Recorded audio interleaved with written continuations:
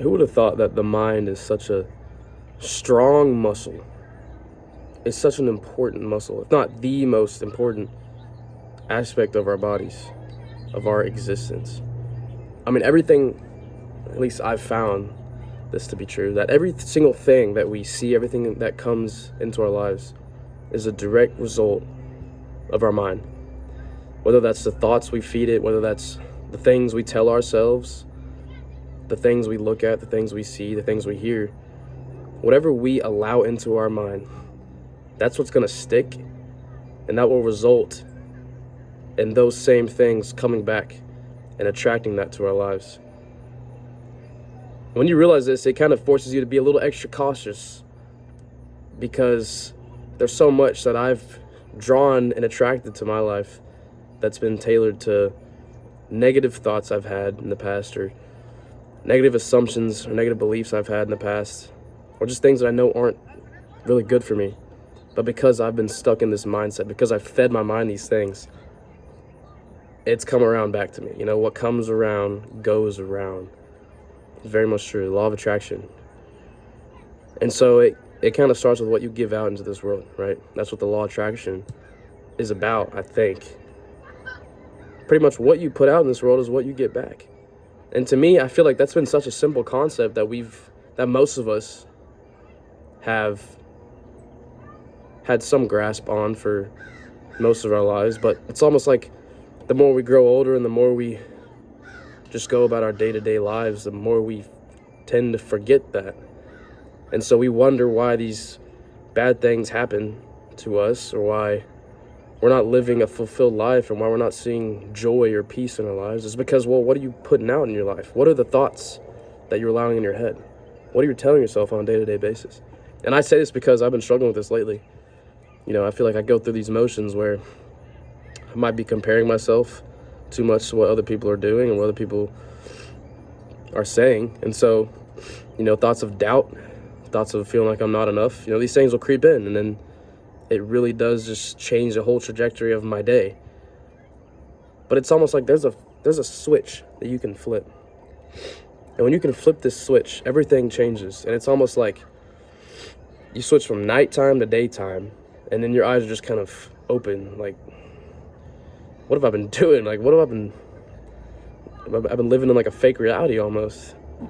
And it just has helped me realize how important our mind truly is.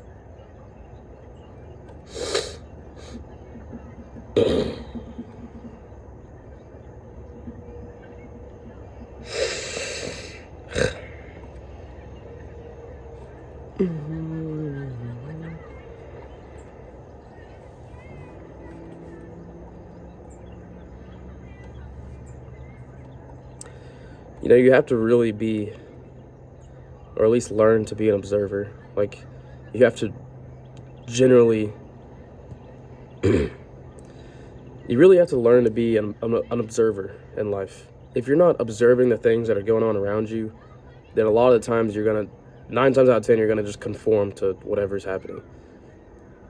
And you're gonna allow these things to just creep into your mind, creep into your life without really thinking much of it. But when you can observe truly what's going on, when you can, you know, be conscious, you know, you have your own mind, which has the ability to think and to genuinely think about what's going on around you and ask yourself questions and actually seek truth. We all have the ability to do this, so why don't we do it? I feel like so much of us go throughout life without even asking any questions. It could be simple questions, but you have to be an observer. And there's things to observe every single day, is what I've realized. And this has been the number one thing that's allowed me to grow closer to God, is just being an observer. Every single day there's opportunities that come into our lives. We run into opportunities every single day, whether it's as little as running into a friend on campus, talking to one of our friends, talking to someone at the gym, running into a person where you have an opportunity to interact with them and you pass it up. You know, that's just a social aspect. But there's so many opportunities around us, you know, whether that's the opportunity where you see you could do something good and you easily pass it up, or the opportunity where you're working on a project and you fail and then you just give up instead of learning from it and genuinely trying again and seeing how you can learn from before and actually growing. Or when you're at work, when you have these interactions with people. Like, I was a server for a while back in my restaurant back home, and I was kind of forced to be an observer based on the kinds of people that I would run into. You know, I'd go take out the food, and then there'd be some old head there who likes to crack jokes, and then he'd just say the most outlandish things, and I'm like, bro, I don't know how to respond to that. But it's like I had to learn how to just, be open-minded and be prepared for when stuff like that might happen, because before then I was like, all right, bro, like, yeah, like, I don't know how to respond to that. But, you learn from it, and you can't just go about your days not, thinking anything of it. I think whenever you can be an observer and learn from these things that happen in your day-to-day lives, it's almost like you grow at just a rapid rate. You accelerate in growth.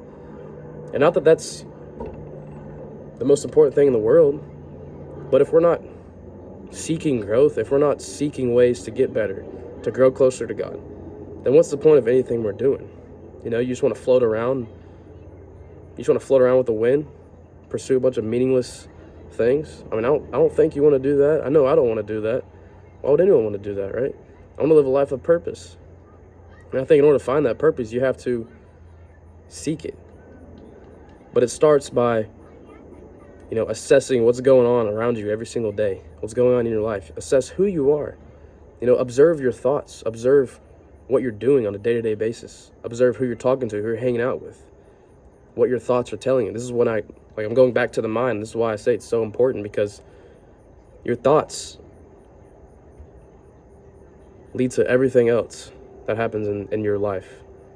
So when you can observe your thoughts, you pretty much have the power to change anything that's going on in your life, from a negative outlook to a positive outlook, from this to that. You have the option to do anything when you can observe your thoughts and observe your mind.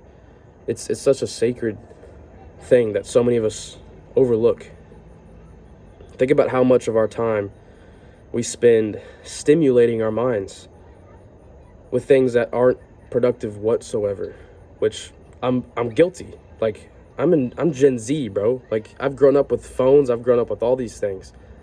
So much of my life has been constant stimulation, whether that's, social media, video games.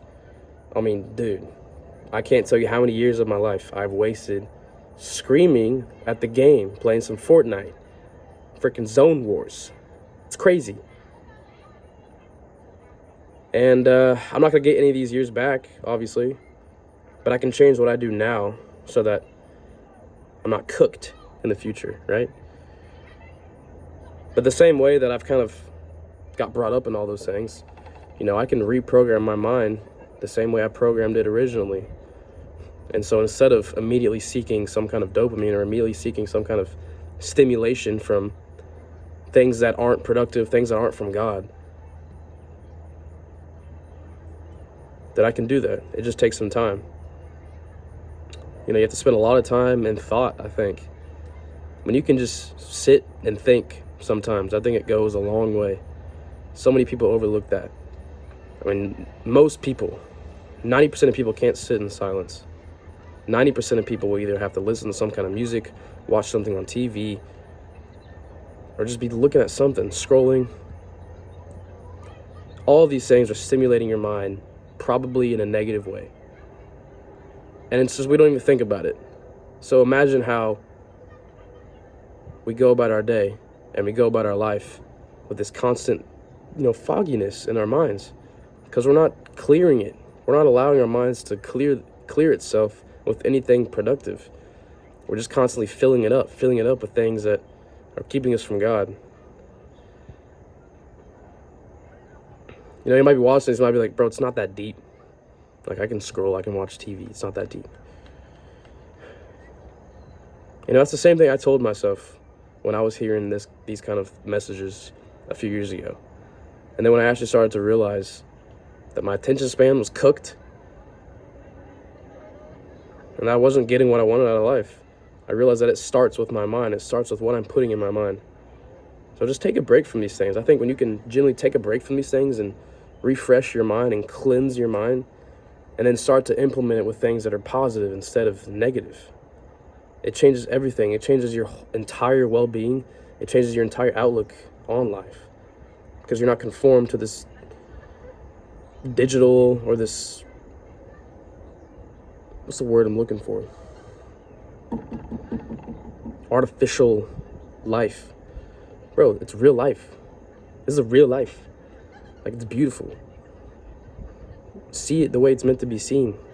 Don't see it the way that people have told you is normal based on social media or your freaking phone, yo.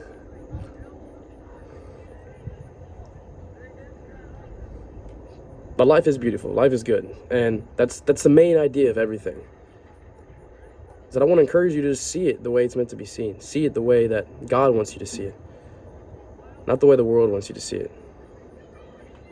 I think when you can have that outlook, it changes everything. And you start to enjoy life a lot more. So before I start yapping on anymore, that's kind of where I was going with this message. So, you know, like I'm out here at the park on a Sunday afternoon. It's beautiful, and we're chilling, and you know, we're soaking up the sun, and we're having a great time. So why not, you know, get outside, mingle. But that's all I got for this video, for real. Thank y'all for watching. It's a beautiful day. Go get some sunshine. I'll see y'all in the next one.